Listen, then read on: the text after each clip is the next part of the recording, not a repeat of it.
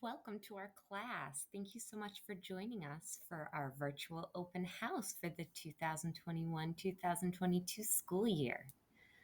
I've put together a slideshow that will hopefully give you an idea of our day-to-day happenings and some of our goals and expectations for this year, as well as fill you in on some of the programs that we're using for our classroom this year. Before we begin, let's get to know me a little bit. My name's Mary Swart. I've been teaching at Mayfield Elementary School for 19 years. In my time at Mayfield, I've taught remedial reading, gifted and talented, drama, first grade, and second grade. I live in Mayfield with my husband, 17-year-old daughter, 10-year-old son, 2 cats, and 3 dogs. So yes, it's a zoo. I'm so excited to embark on this adventure with you and your children. Although the past few years have proved challenging for all, I am confident that I will be able to provide your child with a fun-filled year of learning. Here's a little background and a little bit of extra about me. My educational background is that I have a bachelor's degree from SUNY Oneonta with a major in elementary education and a minor in English. I carry a master's degree from SUNY Albany with a degree in literacy. Now, to get down to the important things, let's learn what we've been doing in our classroom. The first few weeks of school, we talked about our expectations for learning. Each morning, we go over these 5 rules. Rule number 1, respect yourself, respect others, respect property. Rule number 2, listen when your teacher is talking. Rule number 3, raise your hand to speak. Rule number 4, follow directions quickly. And rule number 5, make smart choices. We go back to these rules throughout the day as a review and so that we can do a better job with each or one specific one along the way. This year, our district has started something new. It's called Classroom Norms. Students need to learn how to take charge of their learning.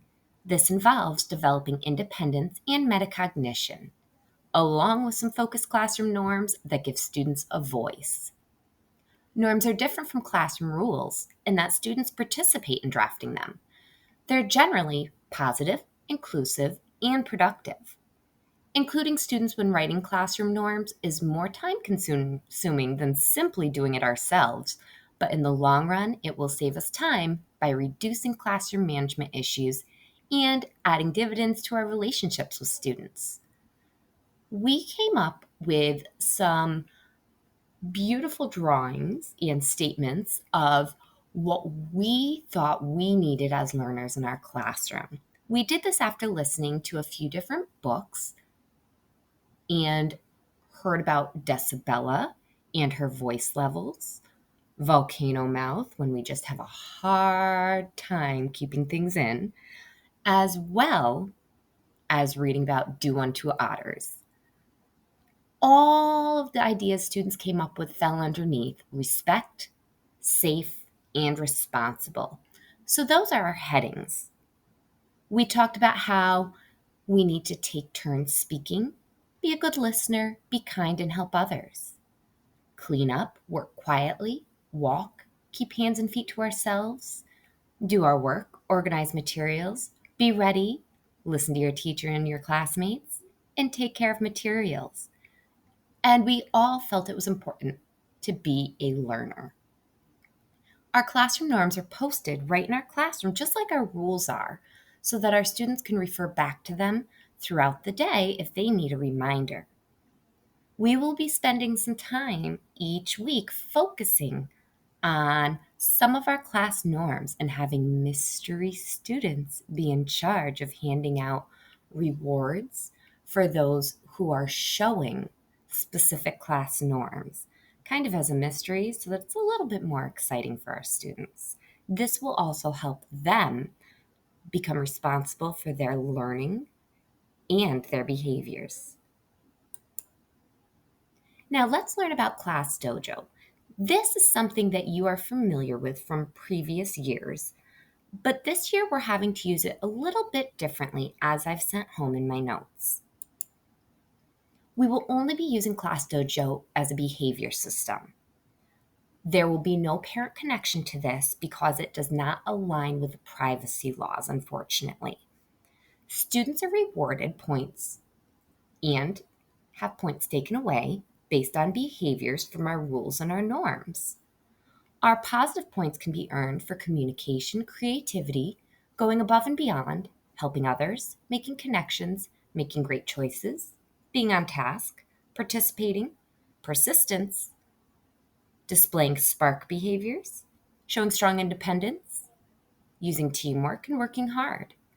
Students may lose points for reminders with needing work on being disrespectful to adults, disrespectful to peers, lack of effort, not following school rules, not following classroom rules, not following directions, physical violence, talking out of turn, and tattling.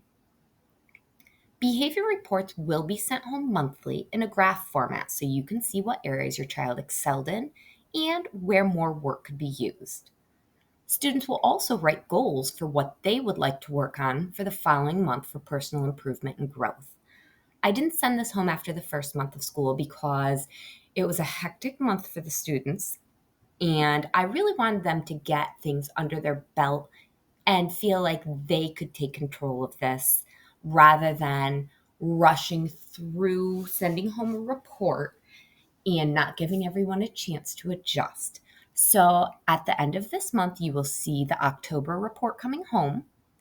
And as always, if you have any questions about anything on there, please feel free to reach out to me. Students may lose points, and I may not contact home directly about these points, only for the fact that sometimes, yes, we do just need a reminder, just like us as adults. But if it becomes something that's more persistent or something that's more concerning, like a physical violence or a trip to the principal, then I will be in contact immediately, either through email, Parent Square, or a phone call home. Now, let's learn about the fun. Our Desk Pet Adoption Center. Each child was given their own desk pets our first week of school. These desk pets live in their habitats on their desks. When great behavior, hard work, and kindness takes place, students earn dojo points. These dojo points are then rewarded as money. We're working with our pennies, nickels, dimes, and quarters. We'll even be working with dollar bills. Now, these are all fake money, so they will not be coming home as real money. They will be used in our classroom as a reward system to earn our pets, as well as some other fun items from our Wheel of Fun. Students keep this money in their wallets, and they've been working on counting coins, learning each of their values and being consistent with that, as well as trading money and spending money. This goes right along with one of our second grade math standards. And rather than just spending a little bit of time on the standards at the end of the year, like our Go Math program does, we wanted to really spread it across the year so the students had a good handle on this real life skill. Now let's dive in to our daily schedule and curriculum. I'll give you a moment just to take a look at our schedule as I point out a few main things. We start every morning with a social emotional check in so that I can see how the students are coming in. This has really helped with heading off if someone woke up on the wrong side or something happened on the way in, and really just giving a little extra love in the morning and hopefully turning our day around. We then have our morning meeting where we formally greet one another, which is very important so that we all feel heard and seen every day. The main portions of our day are taken up with our ELA, our reading block, and rotations, and then our math block.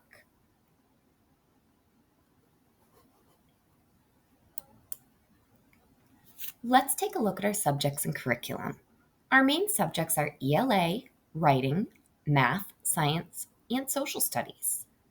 Some of our main units of study are social emotional well-being and mindfulness, communities, And a lot of our science social studies will be taught through Project Lead the Way this year. Our curriculum programs are Wonders and Go Math.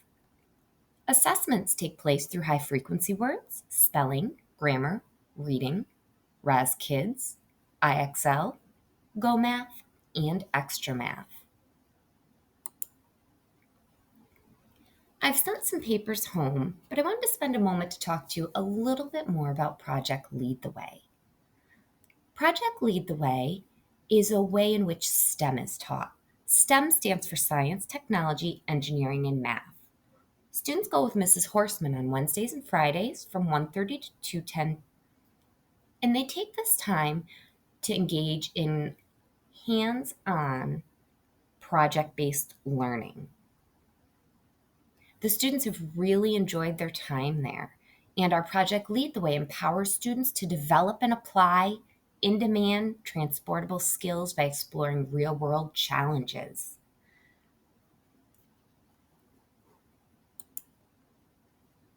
Let's learn a little bit more about our new reading program, Wonders, and our math program, Go Math. Wonders consists of weekly vocabulary, high-frequency words, phonics study, and spelling words.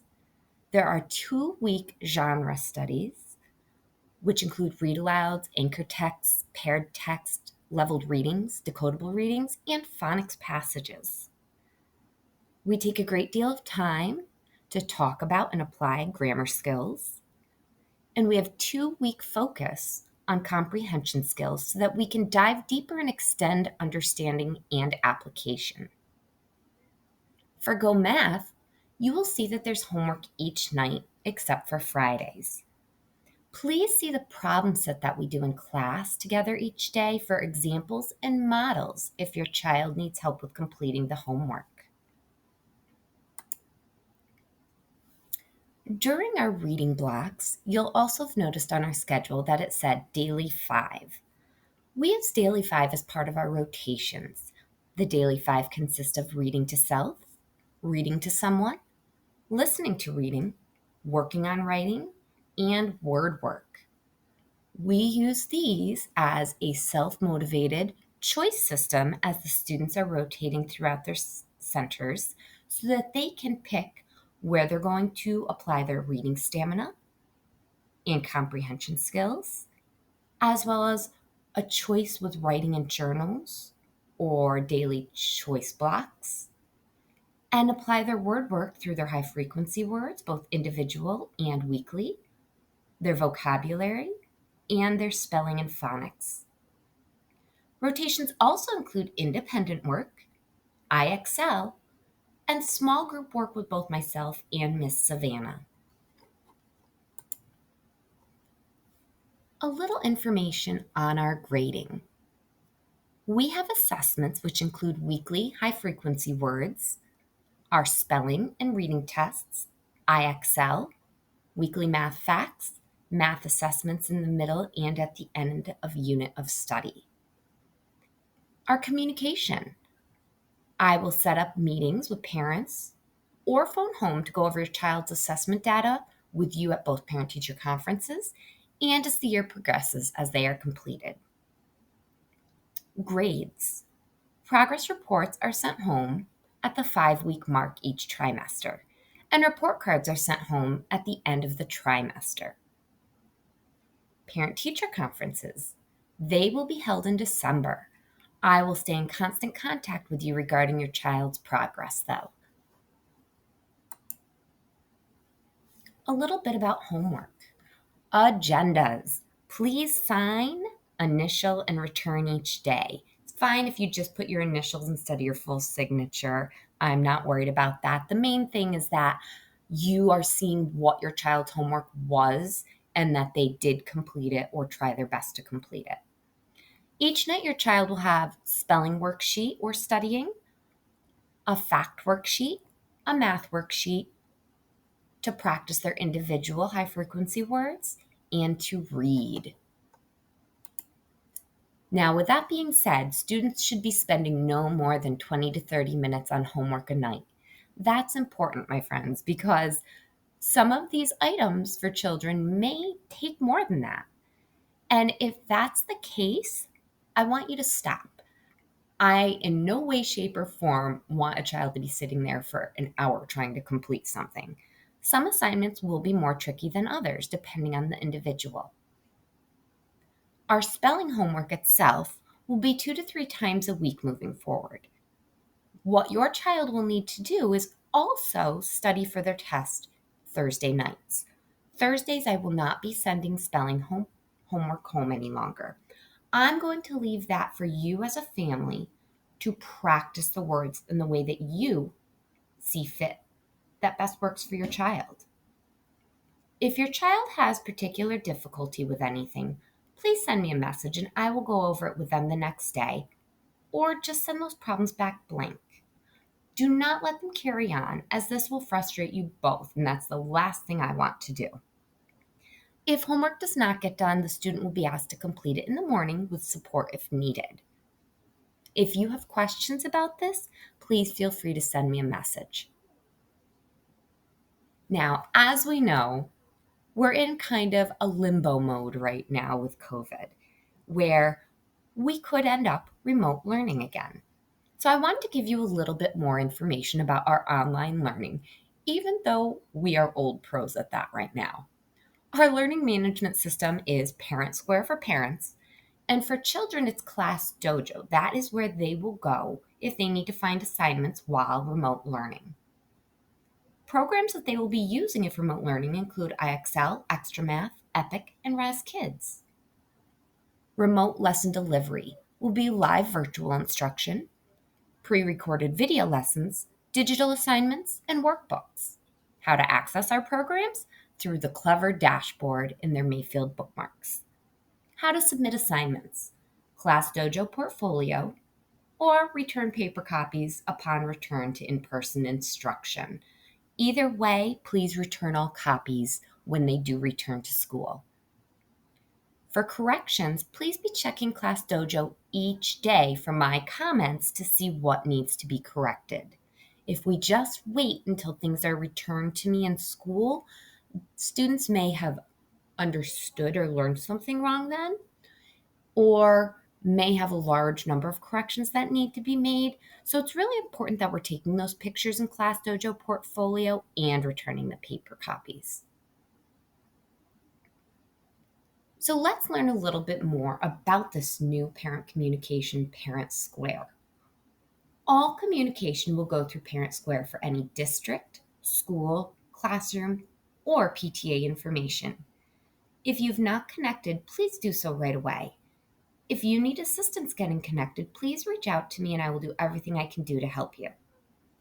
If we need to switch to remote instruction at any time this year, I will post instructions about Google Meet times and lessons through Parent Square. Students will use Class Dojo app on their Chromebooks to connect into a link for Google Meets. If you have not connected with Parent Square yet, take a moment to take your phone out and snap a picture of this screen. Please also take a snapshot of this screen. You can get started in 3 easy steps and it's free.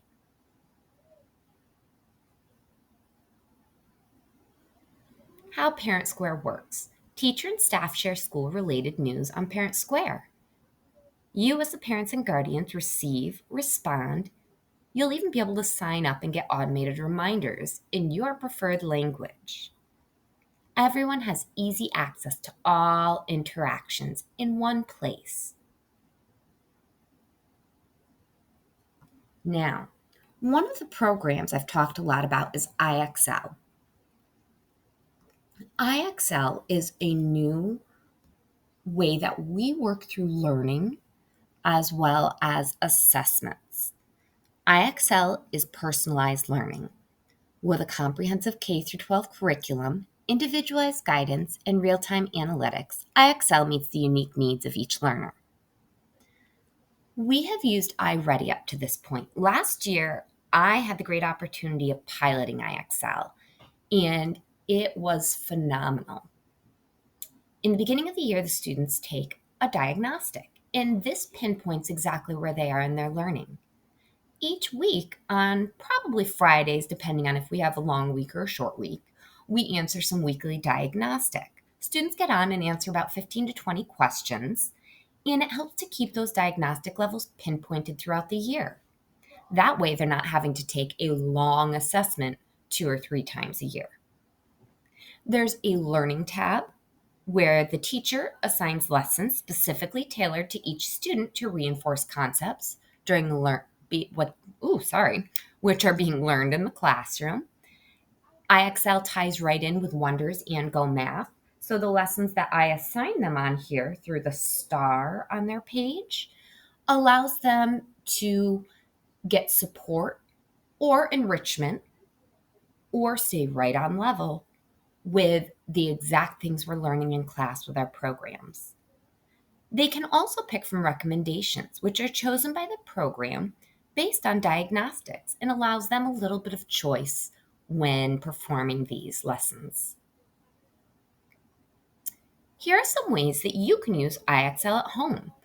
Explore personalized skill suggestions, stay in the loop, and celebrate your child's accomplishments.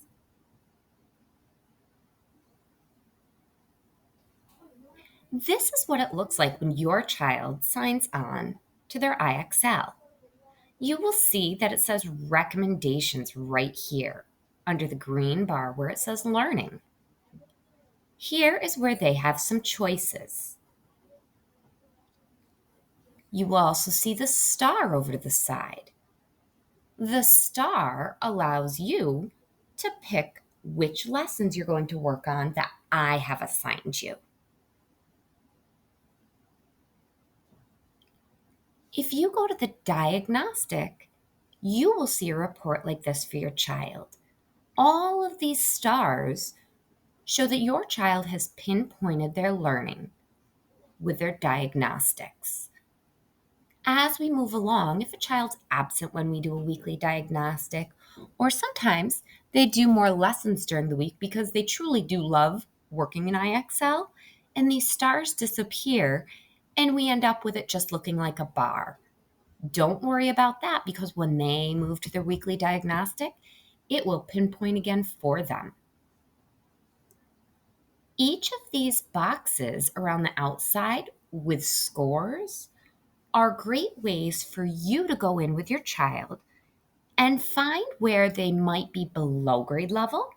So right now, this number 340 under math and these numbers 360 and 330 under language arts align right with our grade levels. So this student's working at the third grade, fourth month in math, the third grade, sixth month, and third grade, third month in language arts. In the boxes, you will also see scores. For second grade, you would want to see scores in the 200s. Now, I'm very cognizant of the fact that we do have gaps this year. So you will most likely see scores ranging from the 100s through the 200s in both of these areas. If you do, don't be concerned. What you can do is look at these boxes, and if you're seeing anything in the 100s or below, those are the areas that you really want your child to click on those skills. So you'll see below 1 recommendation skill, 3 recommended skills, and so on. You can click that, and that's what your child could work on specifically to get up to grade level. Unlike iReady, IXL doesn't just give questions. It will give a question and either say that the child got it correct or excellent job, great work, keep it up, or they'll get a message that their answer was incorrect, and then it will give them a mini lesson and examples. As the student scrolls down, they can listen in second grade to what is read to them on the screen to gain a better understanding of what they did wrong. And then they'll move on to try another question. If they're getting 3 or 4 wrong here, please stop because then I can address that skill with them in class further. On the other hand, you could also pick skills where your child is at a higher grade level point or on grade level point. This can be used to enrich where your child is at and bump them up to an even higher level. On the recommendation screen, you will see icons that look like this. I sent a paper home this year that explained all of these, but if you can't find that or you just want to take a snapshot with your phone, these are the 5 types of recommendations, and each one will help your student develop in a different way. Students work towards a SMART score in IXL. Our SMART score isn't a grade. It's not like the 1, 2, 3, 4 or the A, B, C, D or 190, 80 that we're more used to. A SMART score changes along the way. It is the best possible measure of how well your child understands a skill. It factors in question difficulty, answer accuracy, and consistency. We aim for an 80 SMART score. An 80 or 90 shows a strong understanding of a skill. For an extra challenge, try for mastery, a score of 100. Just so you're aware, I've also discussed this with the students, that it's not always possible to reach a 100. We are in 2nd grade, and some of these skills are just introductory skills, which is why we're reaching for an 80. The SMART score is not a percentage score, like I said. Unlike percentage-based scoring, the SMART score is truly smart. Even if a student gets a question wrong, they can still reach a 100 for their SMART score. Taking a break is always okay. If your child needs to pause their practice, they can always return to a skill later. All progress will be automatically saved.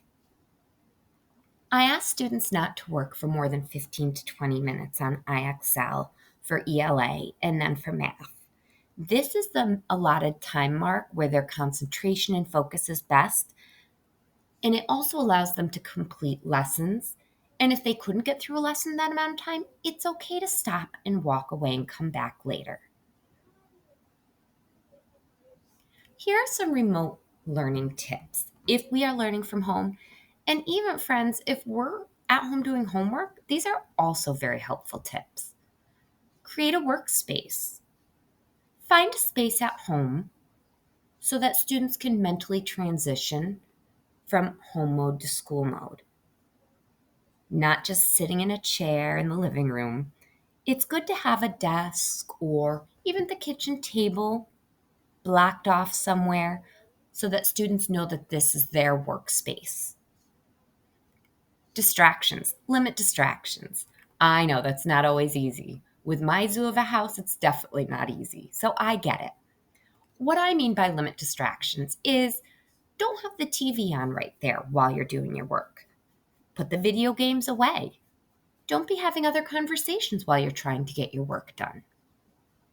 Stick to a routine. Children are creatures of habit. They thrive best in routine and consistency.